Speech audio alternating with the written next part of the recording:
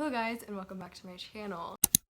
So today I have been needing to film this really badly because it's like getting farther and farther in July and I still haven't even filmed my June wrap up, so here we have it. So last month I ended up reading 10 books, which that's not bad. There's a lot of people that read a lot more than that, but honestly 10 books is really good for me.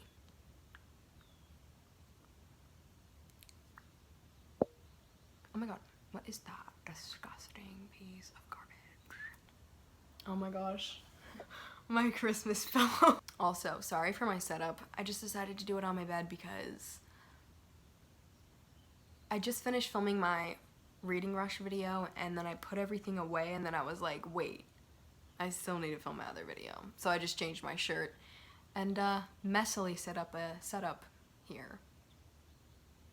Whatever. So, we should get into it. So the first book that I ended up reading is The Evolution of Dyer. Love it. So I did give this 5 stars. The first book was amazing, the second book was amazing. I think I liked the first book more, but I really liked when they were in the like camp thing because it definitely reminded me of the program and I loved the program. Yeah, hold on, I have a notification. You need to go away. Thank you. Okay. And this book is by Michelle Hodgkin. So the next book that I ended up reading last month is The Risk by Elle Kennedy. I don't know exactly why I read this. It's just not the type of book that I would enjoy picking up. Definitely a change from the normal books that I read. It wasn't bad, but it was not my type of book that I love, you know? I don't like books like that when they don't really have a plot. The plot was sports. I don't do like the underlying plot of the whole thing was sports. I don't like sports. I don't understand sports. And I don't enjoy them at all. So it was not it for me. I don't know why I read it, to be honest. The next book is Empire of Storms by Sarah J. Maas. I think it was probably my least favorite in the series for the fact that it was just so slow, I felt like. But I really liked parts of the story. It was weird because I usually liked Aylin's point of view, but it was like slow in this one, and then I definitely didn't like, well, I didn't like Manon's as much, or Manon. Her name is actually Manon because that's how Sarah J. Maas says it, but I'm never gonna call her Manon because I never read it like that, so I'm gonna say Manon. And then I liked Elid's chapters. Anyway, yeah, it was definitely my least favorite in the series, but the end was real good. So the next book that I ended up reading is A Court of Wings and Ruin by Sarah J. Maas. But yeah, it was really good. It was not as good as A Court of Mist and Fury, but it was very good still. The next book that I read was The Fiery Heart. Oh wait, I had this one. The Fiery Heart by Rochelle Mead. I prefer The Golden Lily and The Indigo Spell, but this was still good. This was really good. All these vampire books from her, they're good. And I really want to read The Glittering Court because, I don't know, I've liked her books so far, but I haven't gotten around to those. I have a lot of other things that I'm needing to read, so. And I gave this 5 stars, by the way. I gave most of the books this month 5 stars. I think I'm just like lenient. I don't even know. I mean, this deserved 5 stars for me. I'm saying like, I barely ever give anything other than 5 stars. If you see my account rating on Goodreads, it's like 4.43 or something, which is kind of high. The next book is A Court of Frost and Starlight by Sarah J. Maas. I read this because I was not planning on reading the... I don't even know what I said. I was not planning on reading this before I ended up reading the rest of them, but I was like, I like this too much. I need more content. Is that a bee? Oh no, it's people speaking. I don't like bees. But I really liked A Court of Frost and Starlight just because you got to see more into their lives and I got to connect with the characters more, I feel like, because it wasn't just in the middle of like planning for battle and then battle. It was just like their normal lives and I liked it a lot. And it made me like some characters more. Nesta. I don't know why I liked her more after that because that gave a lot of opposite reactions to a lot of other people. But yeah, I really liked it. Okay, the next book that I ended up reading this month, the next book that I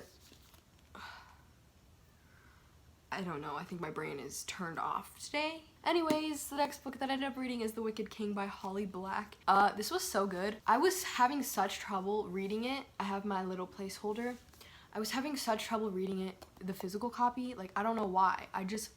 kept getting distracted, so I swapped to the online version, and it was perfect. I loved it. Also, I gave it 5 stars because obviously. I have not started The Queen of Nothing yet, but I'm really excited too. The problem is I already know exactly what's going to happen in them, like in basically every book I read, because I always look up this. Have you ever been on the fandom Wikipedia pages for books and series and stuff? Stop. Well, I go on them for every book just to see what's going on. It's kind of dumb because you will learn literally everything about the book, and why would you want to do that, right? Okay, so the next book that I read is Tower of Dawn by Sarah J. Maas. But I really liked this book actually, and I was about to say hated Kale. I kind of do though. I just thought it was super boring throughout literally every single book. Not once was I like, oh, wait, personality? Do I detect personality? No. I really loved Irene. She was awesome, so yeah. The next book I read was Opal by Jennifer L. Armentrout. I literally just listened to these because they're free on YouTube. The audiobooks are free on YouTube, and I do like exercises. I want to listen to a book. I want to get some stuff down, and they're the only ones I can find that have an okay person that's narrating it. The rest of them I'm just like, I figure it. Everyone gets a miracle. Like, I will probably never be struck by lightning. no. And even then, the books aren't great when you're, like, the narration isn't great, but whatever. I've dealt with it now because I'm on the 4th book, so I'm dealing with it. It's fine. But anyways, I think I give this 3.5 stars. I don't remember what happened in this book at all. Oh my god, at all, really. The last book that I read in June is Kingdom of Ash by Sarah J. Maas. This was so sad. This book was so sad.